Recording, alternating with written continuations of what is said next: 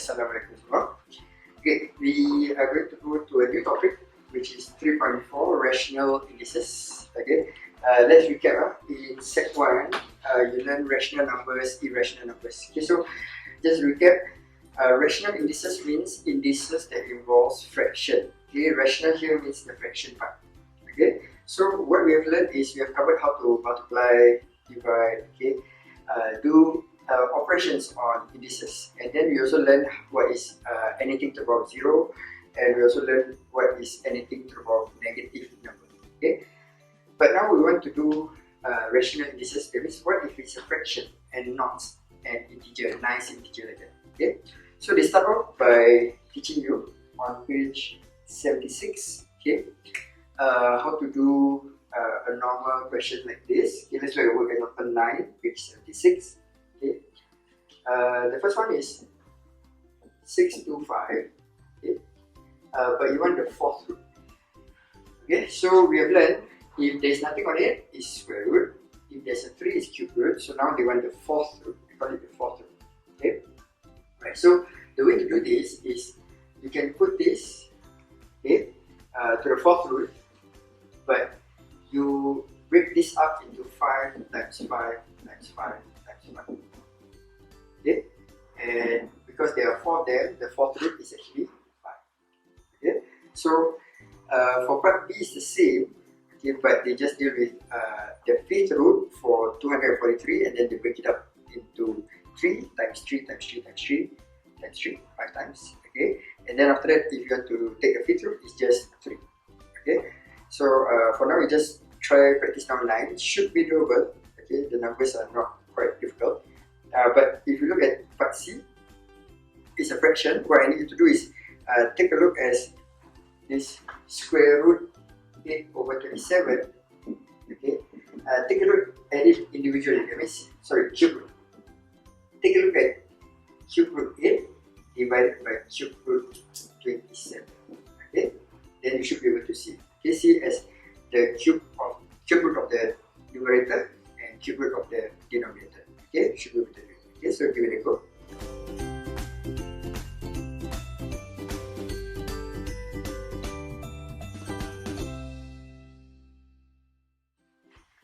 Okay, so now we are ready to deal with the rational indices. Okay, so we need some form of proof first, okay, before we find out what these rational indices mean.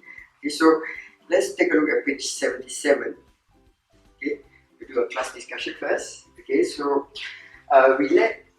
because we want to find out what is rational indices about, so we let P be, let's say, 5 to the power of 1/3. Okay, so we want to understand what does to the power of 1/3 means. Okay, so what they ask you to do is we take P but we cube it.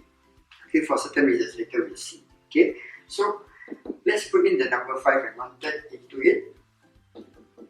Okay, so you can put it inside the box. Okay, but because you cube the P, right, you must also cube the 5 to the power of 1/3. So you cube this. Okay, but we have learned how to open up this one. Okay, how do you open up 5 to the power of 1/3 and then after that you cube it? Okay, remember in law 3, okay, this is, we need to multiply. So it's 5 to the power 1/3 times 3. Okay, so you can fill up the box. 1/3. Okay, so 1/3 times 3 is 1. 5 to the power 1. Okay, but 5 to the power 1 is 5. Okay, so what we have arrived at, this one, you continue P cube, right? P cube.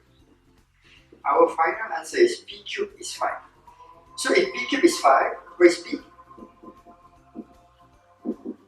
Is equals to cube root of 5. Okay, so it brings us to the definition. Okay, I write it here. A to the power 1 over n. The meaning is the nth root of A. Alright? Okay, so we'll do the practice now 10 first. Okay, then we discuss the answers.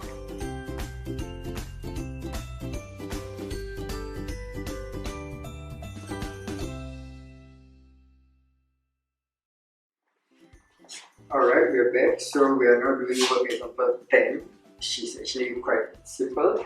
So it's 16 to the power of half. Okay, that's question A. So 16 to the power of half is just going to be square root of 16 because 2 is square root. So it will be 4. Okay, let's take a look at the next one. 27 is part B. 27 to the power of 1/3. But there's a negative sign. They treat you there. Okay, so we settle the negative first. Okay, so it will be 1/27 to the power of 1/3. That means you change the negative 1/3 to positive 1/3. But to do that, you must make it as a reciprocal.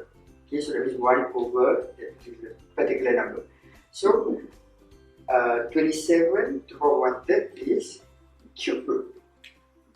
Because the denominator is 3, so it's cube root 27. And cube root 27 is 3. 3 times 3 times 3, 3 cube is 27, right? So 1 over 3. Right?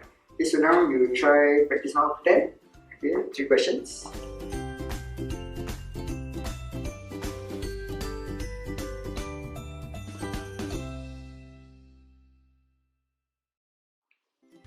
Right, so we are at the last part for the lesson of the week.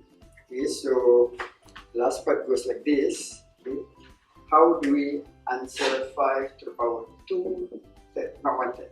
Okay, so to do that, okay, from investigation, page 78, okay, we try to break it up into 5, 2 times 1/3.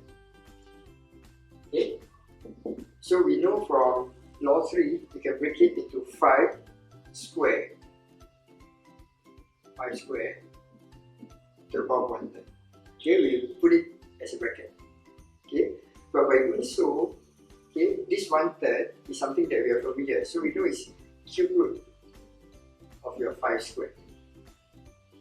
Okay, so this makes us reach our last definition. A to the power of m over n. Okay, any number. Okay, is the denominator will become the nth root like that, and then the numerator will just be this. Okay, a to the power of m. Okay, because for here, for 5, right, you see that 5 square, 5, then the 2 is at the top. Okay, the cube root will be for the denominator. Okay, right, so for this one, I need you to try out practice now 11. We will discuss it later. Okay, so try practice now 11 should be doable. Okay.